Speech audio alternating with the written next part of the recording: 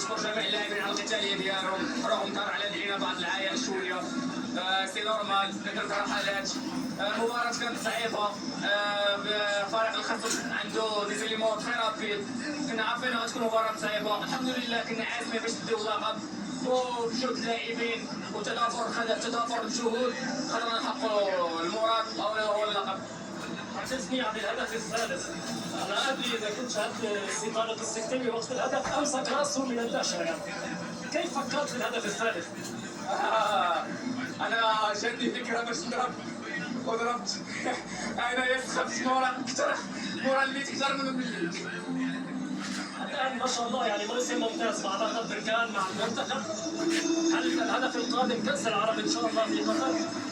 ان شاء الله الحمد لله، هذا فضل من عند الله سبحانه وتعالى، والمجهودات ديال الاصدقاء ديالي اللي لولاهم ما نكونش انايا متالق بحال هكا. الحمد لله غنزيد نخدم، ولما لا ان شاء الله نمشيو لكاس العرب ان شاء الله ونحققوا نتيجه ايجابيه. مبروك اسامه، دائما متالق ودائما تسعد المغاربه وكل العالم.